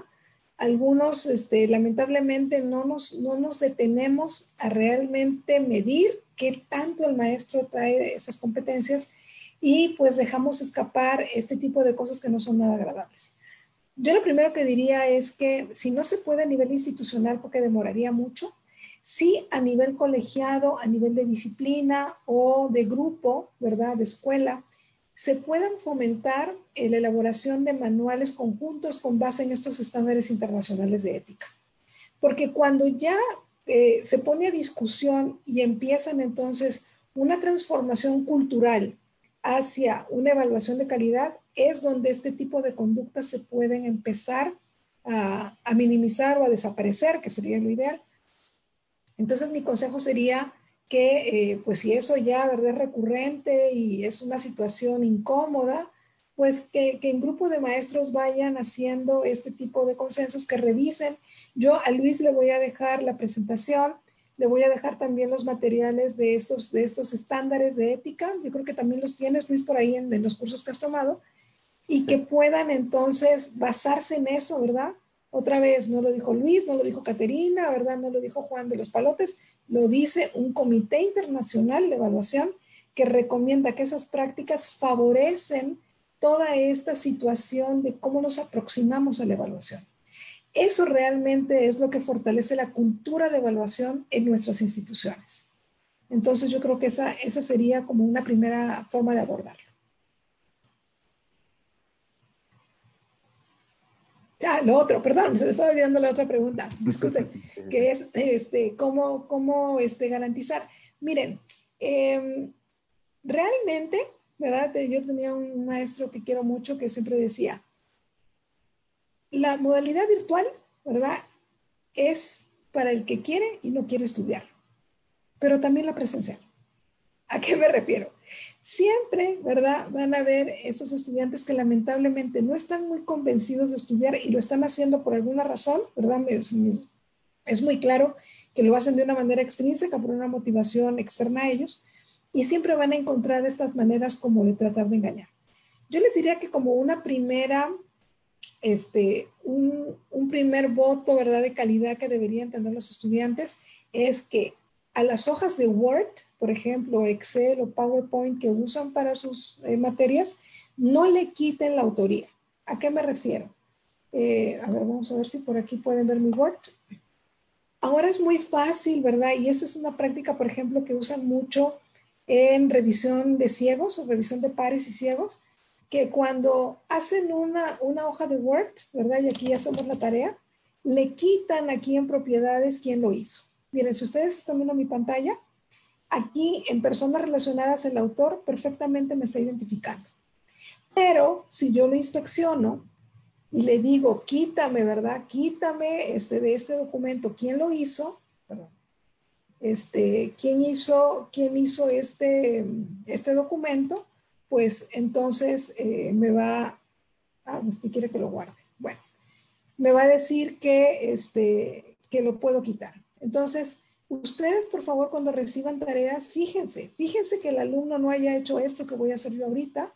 Aquí le pongo quitar todo. y entonces lo vuelvo a inspeccionar, lo cierro, y entonces cuando voy aquí al autor ya no aparece quién. ¿Sí? Entonces, como un respeto, ¿verdad? Y como una parte también de identificarse como el autor de los trabajos, el alumno no debe quitar, ¿verdad? El autor. Y ahí aparece también quién inició el documento, quién lo recibió después, cuándo fue la última modificación.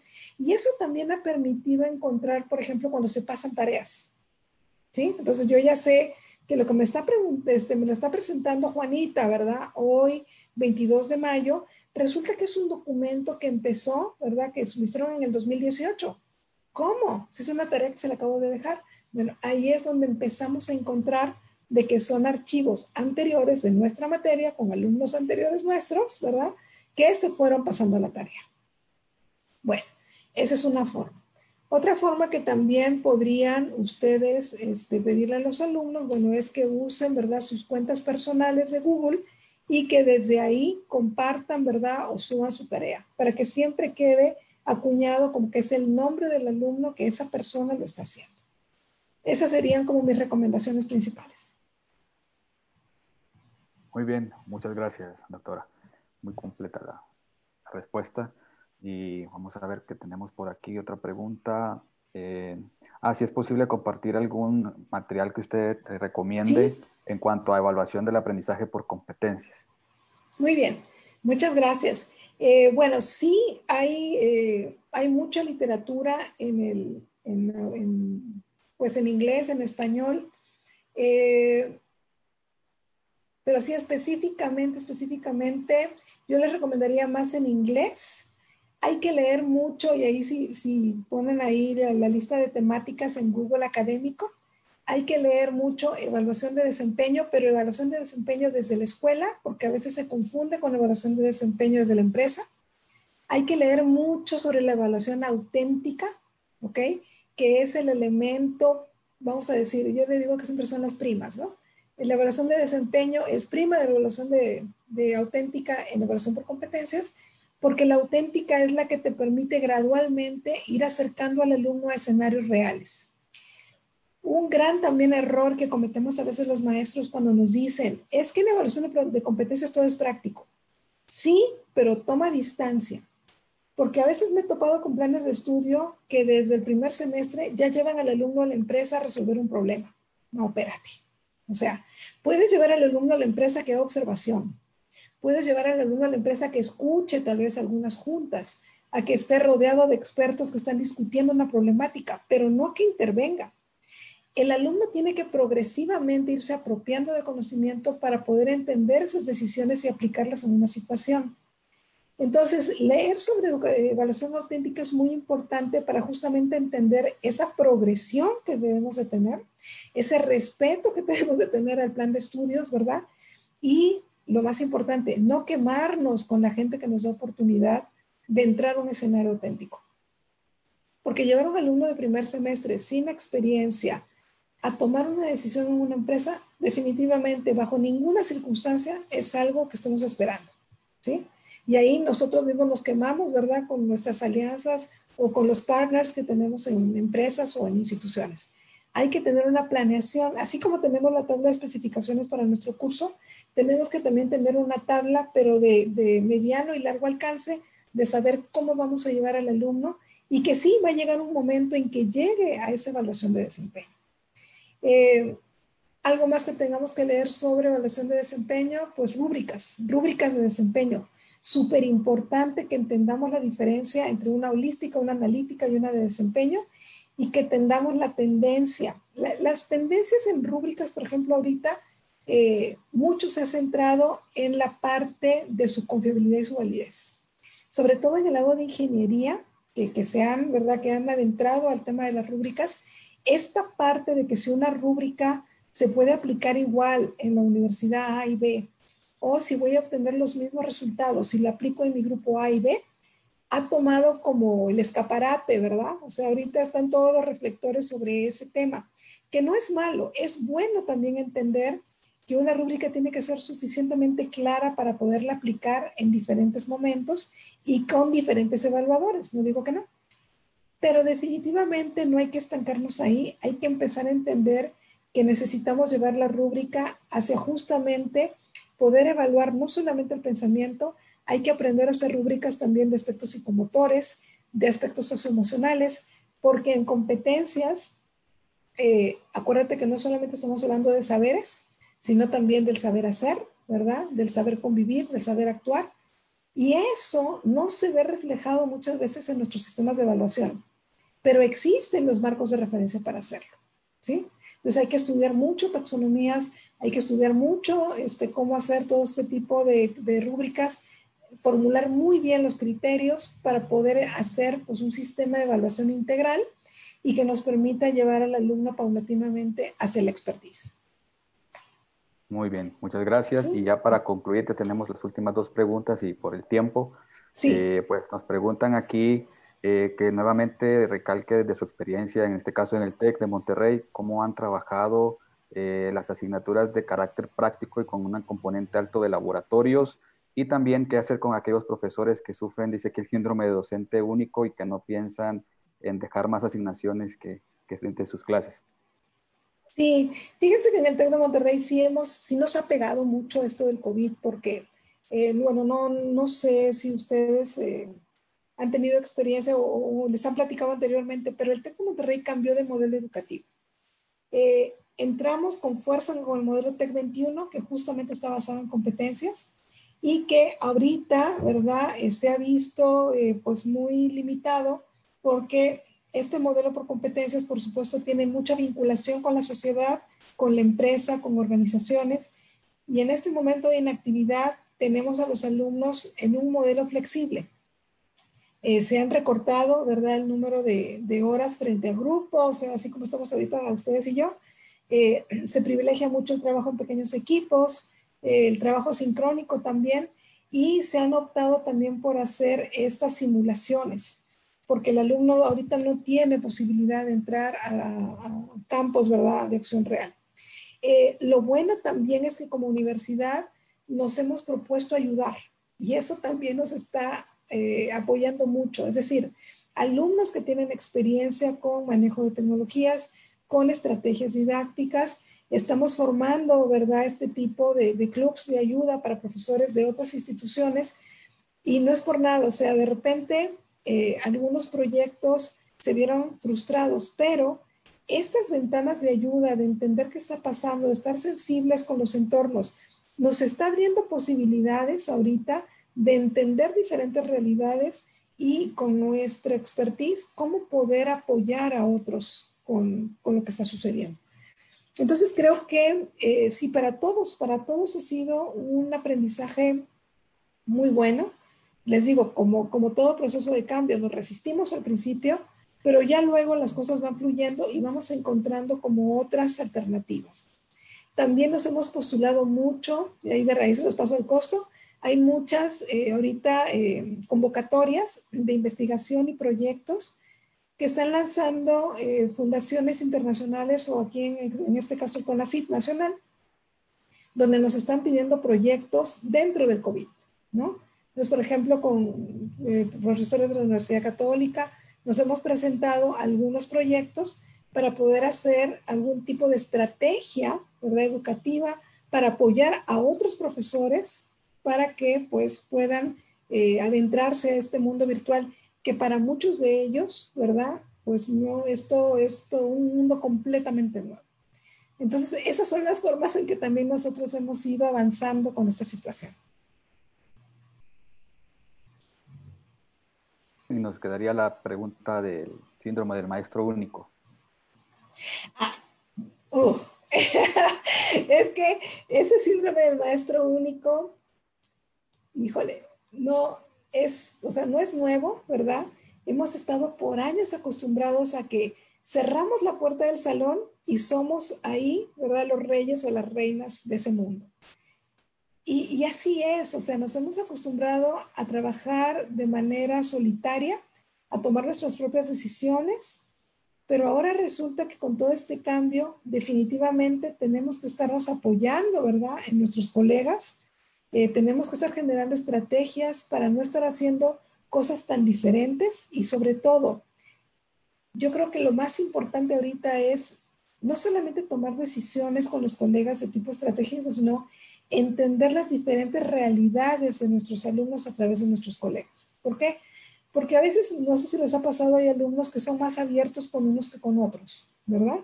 De repente yo soy un maestro un poquito más serio, voy, doy mi clase, me salgo, pero hay otros que sí platican y tienen como más interacción. Bueno, estoy segura que a esos, ¿verdad?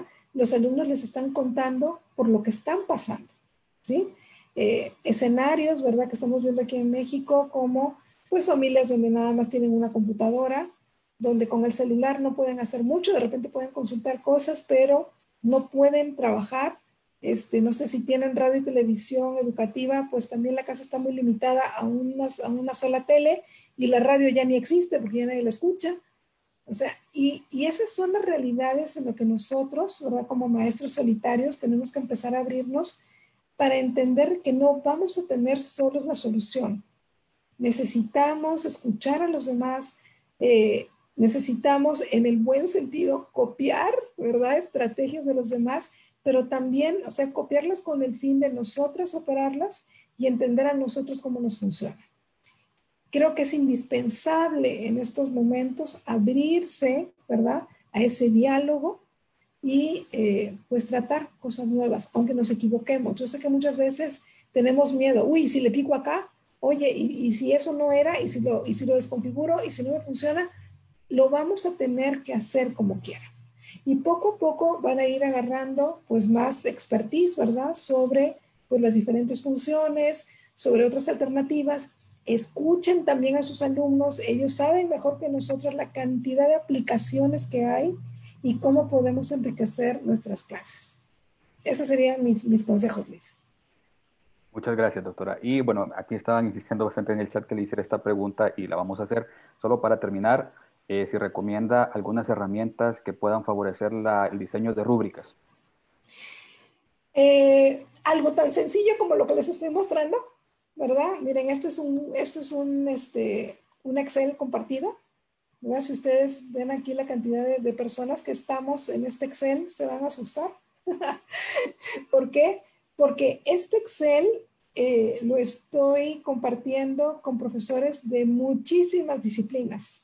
Es decir, no solamente está el de ingeniería, hay uno de robótica, hay uno de contabilidad, hay otro de matemáticas, porque aquí la situación es que si tenemos como un ejemplo bien hecho, ¿verdad? De alguien que sí tenga un poquito más de expertise diseñando rúbricas, lo pueden tener como un ejemplo e ir haciendo, ¿verdad? En consecuencia a otros, pero siempre refiriéndose al ejemplo. A ver cómo lo hicieron aquí, por qué lo puso en comprensión, por qué no lo puso en utilización del conocimiento, ir viendo cómo decidieron a qué nivel taxonómico pertenece e ir armando, ¿verdad? Estas rúbricas. Aquí no tanto es el glamour de la aplicación, aquí lo más importante es el contenido y la toma de decisiones en conjunto. Entonces, no hay mejor herramienta ahorita que un Google compartido. Muy bien, muchísimas gracias. Sí. Entonces, con eso finalizaríamos. Aquí hay muchos mensajes de agradecimiento y pues bueno, quiero aprovechar para saludar a todos los que se conectaron desde Tegucigalpa, San Pedro Sula, Choluteca, Olancho, de la Universidad Politécnica, de la Universidad Pedagógica, de UNACIFOR, de la Universidad Católica, de Nicaragua y de Educación Media también tuvimos conectados. Así que también les agradecemos. Esperamos pues continuar con esta serie de diálogos pedagógicos y dejaría entonces las palabras de cierre a nuestra directora de Innovación Educativa. Gracias. Gracias a la doctora. Realmente ha sido muy rica todo lo que ha compartido en un tema que, como les digo, es sensitivo en los sistemas educativos, sino digamos en la educación en línea, educación virtual, y más ahora acentuado en estos momentos que pues la transición fue abrupta. Y por eso creo que el reflexionar conjunto, el ver estas experiencias, el como recomendaba la doctora Gallardo, ir a esas referencias, es importante para poder ir enriqueciendo nuestra práctica docente en el tema de la evaluación de los aprendizajes. Así es que creo que ha sido una tarde muy rica, de mucho aprendizaje, nos deja muchas ideas a nuestros participantes y creo pues que iremos construyendo una mejor evaluación auténtica, como usted ya decía, ¿verdad? Cuidando también ese aspecto ético tan necesario y siguiendo pues lo que ya este Comité Internacional de Evaluación pues ha propuesto. Así es que no queda más que agradecerle, doctora. Ojalá podamos tenerla en futuros diálogos pedagógicos. Ha sido muy grato realmente Gracias. y muy enriquecedor. Y Yo les quiero... seguramente nuestros profesores se van muy satisfechos, todos los participantes en esta conferencia. Muchas gracias.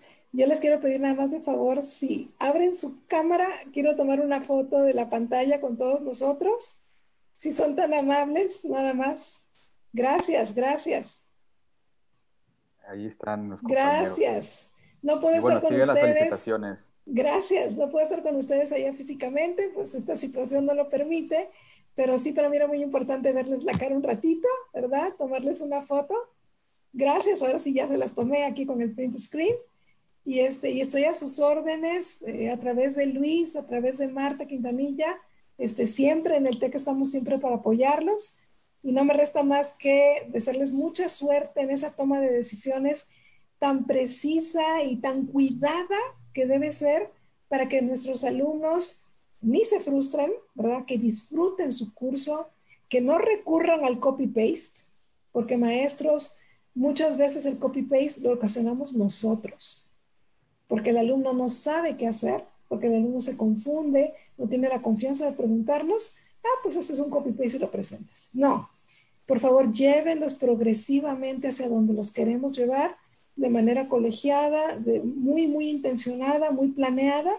Yo siento de verdad, y por la experiencia que tengo en estos 20 años trabajando en este tema, sí se pueden hacer mejoras de verdad increíbles, pero todo está en que nosotros, como vamos a decir los dueños, ¿verdad? Disciplinarios de lo que queremos enseñar, que nosotros fundamentemos nuestras decisiones y que las compartamos. Sí, y eso es muy importante para fortalecer las decisiones colegiadas. Muy buenas tardes a todos. Que tengan un buen fin de semana. Muchísimas gracias, doctora Gallardo, y a todos los participantes, colegas de nuestra universidad y de otras universidades y organismos educativos que han participado esta tarde. Fue un buen cierre de semana y un buen inicio del fin de semana. Así es que descansen todos, cuídense mucho, a tomar las medidas de bioseguridad y a estar en casa, que es donde estamos más seguros. Buenas tardes y nos seguimos viendo en estos espacios de diálogo y conversando siempre con la doctora Gallardo. Muchas gracias. Hasta luego. El precio está público, la presentación está pública. Ustedes ponen el título y les va a aparecer.